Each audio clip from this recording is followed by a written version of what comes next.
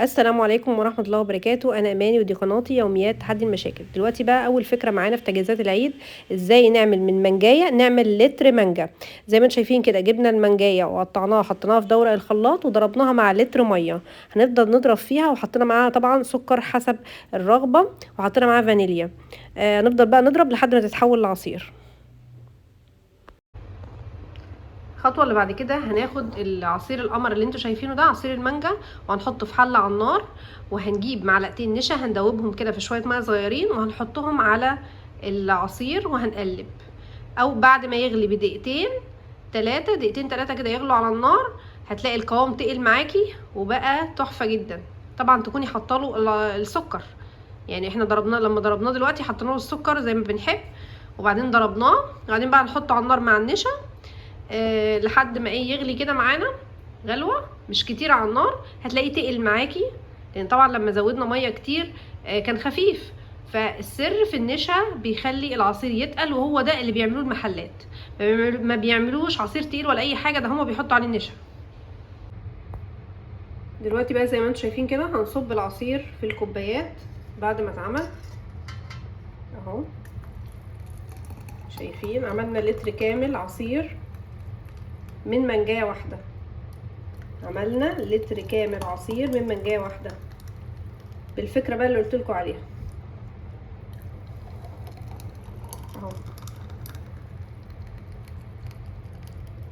اهو. بقى كمان شويه في الدورق. ولو عجبكم الفيديو لايك واشتراك في القناه. ان شاء الله القناه تعجبكم. يا ريت بقى اللي دخل جديد في القناه يلف لفه كده، ياخد لفه في القناه هتعجبكم. القناه متنوعه فيها فيديوهات مختلفه، في عن التخاطب، في عن التوفير، في ميزانيه العيد، في مشتريات، في روتين، في ازاي نعمل خطه يوميه عشان ننظم وقتنا وما يضيعش. ان شاء الله القناه تعجبكم. والسلام عليكم ورحمه الله وبركاته. يا ريت بقى يا جماعه اللي ما عملش لايك يعمل لايك ويشترك في القناه، وشكرا جدا ليكم. دلوقتي بقى هعرض معاكم الفكره التانية من تجهيزات العيد، هي ان احنا نعمل مربى. المربى دي بتنفعنا في ايه؟ بنستخدمها مع البيتي فور، بتخلينا نقفل كده البيتي فور 2 على بعض ونبدا بقى نزينه. المربى زي ما انتم شايفين كده، جبنا نوع فاكهه زي التين قدامكم، قطعناها قطع صغيره. بعد كده الخطوه اللي بعد كده هنبدا بقى نحط عليها السكر حسب الرغبه. الكيلو حطيت عليه نص كيلو سكر. كيلو فاكهه، مربى فراوله، مربى تين، النوع الفاكهه اللي يعجبكم، حطي على الكيلو الواحد نص كيلو سكر. زي ما انتم شايفين كده هنحط النص كيلو سكر، وهناخد بقى المقدار والحله القمر اللي انتم شايفينها دي كده، وهنشغل عليها النار. هنحط معاها ايه كمان؟ هنحط معاها ليمونه، عصره ليمونه كامله. بعد كده بقى هنقلب الخليط كله زي ما انتم شايفين كده لحد ما يعمل فقاقيع كده. اول ما الاقيه كده بيعمل فقاقيع هيعمل رغاوي في الاول. طبعا ما صورتلكوش الرغاوي قوي، في رغاوي كده بسيطه زي ما انتم شايفين. بنشيل بقى الرغاوي دي كده بالراحه من على الوش ونشيلها تماما، وبعدين تتحول بقى لمربى بعد تلت ساعه. من ضمن التجهيزات اللي بنعملها لشهر العيد ان احنا بنجيب لحمه مفرومه ونعصجها عشان نعملها اصناف مختلفه. ممكن نشيل الاصناف المختلفه دي في قلب الفريزر، لو عندنا مكان في الفريزر نجهز وجبات على التسويه زي السمبوسه، الجلاش، مكرونه بالبشاميل، ونحط كده الوجبات اللي احنا قلناها دي، وجبات كتيره طبعا مختلفه غير دي طبعا. وبعدين نطلعها على التسويه، او نعصج اللحمه كده زي ما انتم شايفين كده، وبعدين نشيلها ونقسمها في اجزاء في اكياس على قد الطبخه اللي بنطبخها، ونطلع على العمايل على طول. يبقى عندنا كده طريقتين لتخزين اللحمه عشان تسهل علينا الوقت والمجهود والوقفه في المطبخ، ودي من ضمن تجهيزات العيد. دلوقتي بقى هوريكم التوابل اللي بتتحط للحمه المفرومه، مقدار نص كيلو.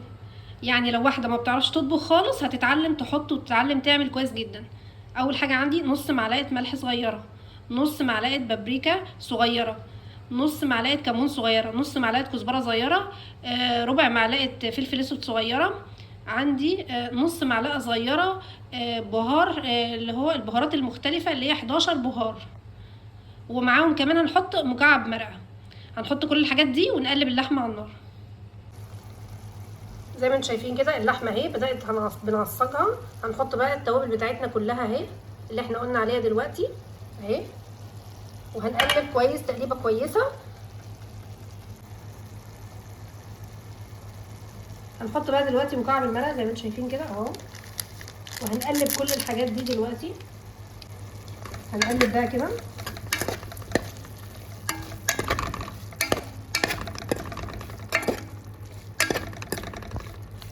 وبعدين هنحط نص كوبايه ميه صغيره، وهنحط بصلايه مفرومه كمان، وهنسيبهم بقى يغلوا مع بعض وهيبقى طعمها تحفه جدا. دلوقتي بقى زي ما انتم شايفين هنحط البصل المفروم اهو. البصل المفروم هنحطه على اللحمه وهنقلب،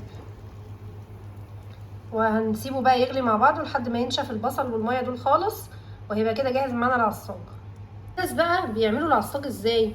انا دلوقتي فرمت البصل عادي في الخلاط عشان انا ما بحبش اشوف البصل حتت كده قطع. في ناس بقى بيحطوا كل حاجه قطع، بيحطوا بصل قطع، بيحطوا فلفل قطع، بيحطوا جزر قطع او مبشور. براحتك خالص، الطريقه اللي تريحك اعمليها، واللي انت متعوده عليها اعمليها، واللي توفر معاكي اعمليها، واللي تناسب ميزانيتك اعمليها.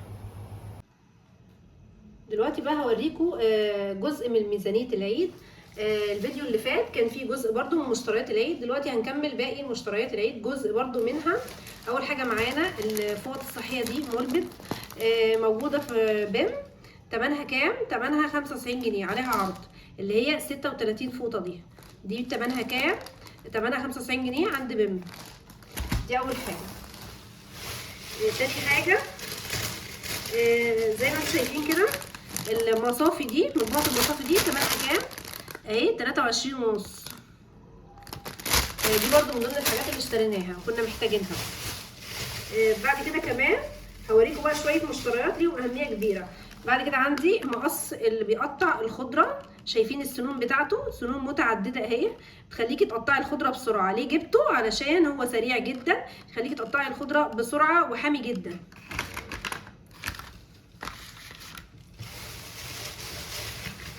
ده مقص بقى تاني، مقص ده بيقص الفراخ اهو، زي ما انتم شايفين كده اهو على الصوره بتاعته بيقص الفراخ. جبنا كمان معانا المعجون ده زي ما انتم شايفين كده عليه خصم اهو من الهايبر اللي جنبي.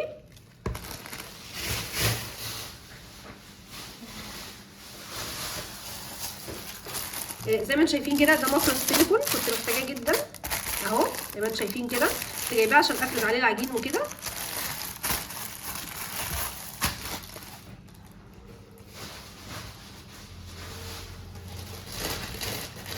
ده بقى عرض مناديل اللي هي سوفت دي، مناديل سوفت دي كنت جايبه 6 علب، العرض ده كان 6 علب ماشي، واخدين بالكم. فخليت العلبتين دول اهو اهو، العلبتين اهو. بس انا اوريكم بقى الورقه العلبه نفسها اللي كانت جايه معاها العرض اهي، العلبتين دول. فخليت العلبتين دول عشان شهر العيد اهو.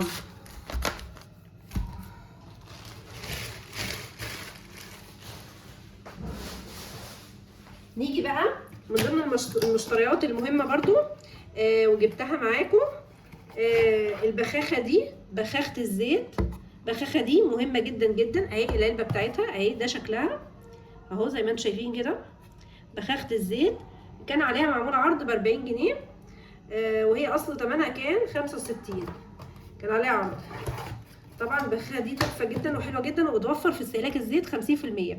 فاحنا مش بنشتري حاجات وخلاص، يعني مش بنعرض حاجات وبنجيب حاجات ملهاش لازمه، لا جايبين حاجات عشان تنفعنا، عشان توفر لنا في الفلوس وفي الوقت وفي المجهود اهو. دي برضو من ضمن الحاجات اللي جبناها.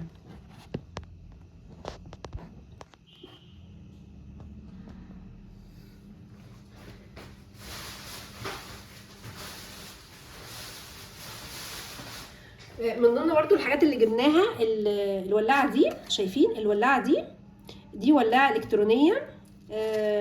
عملت لكم عليها ريفيو قبل كده، بسبب ان انتي هنرتاح من ريحه الكبريت، وبسبب الناس اللي بتحبش ريحه الكبريت، وولاعه الغاز اللي كل شويه بتخلص ونروح نملاها او نشتري بدلها جديد. فاحنا جايبين بقى الولاعه الالكترونيه دي، بتشحن بالكهرباء، معاها وصله USB اهو زي ما انتم شايفين، وبتبقى سهله وسريعه، وعلى فكره مش بتستهلك كهرباء خالص. نفس الفاتوره كل مره بدفعها عادي جدا، ما زادتش اي حاجه خالص. بتتشحن في 10 دقايق وسريعه جدا وحلوه جدا.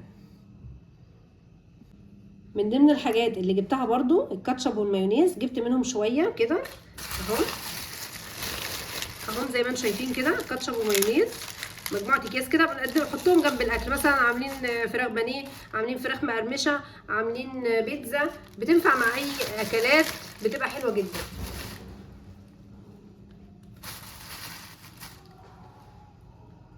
من ضمن الحاجات برضو اللي احنا جبناها بعض التوابل، زي مثلا الكمون اهو، جبنا كمون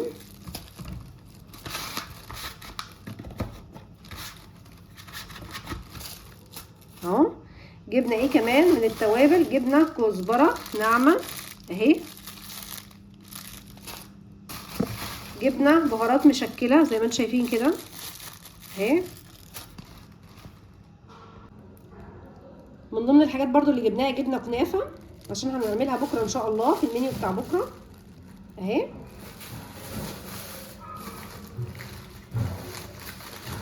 ودي بقى كانت المشتريات بتاعه النهارده. ان شاء الله يا رب تكون عجبتكم واستفدتوا منها وتعرفوا احنا ليه جبناها. جبنا البخاخه الزيت عشان تقلل لنا باستهلاك الزيت 50%، وجبنا بقى الحاجات التانية دي. وان شاء الله تكون الحاجات عجبتكم. جبنا اللي هي الفوط الصحيه ديت عليها خصم بيم ب 95 جنيه. ان شاء الله تكون المشتريات عجبتكم. وجبنا كمان الولاعه دي عشان نرتاح من روايح الكبريت، وكل شويه نغير الولاعه بتاعه الغاز، فارتحنا برضو من الموضوع دوت. زي ما انتم شايفين كده دي كانت كل المشتريات اللي جبناها امبارح. ان شاء الله يكون الفيديو عجبكم. دلوقتي بقى معانا هنبدا. اول حاجه هنعملها الفطار. هنعمل فطار سريع جدا في ربع ساعه. طب ازاي؟ اول حاجه عندي هناخد هنعمل مكرونه اسباجيتي زي ما انتم شايفين كده. المكرونه الاسباجيتي قدامكم.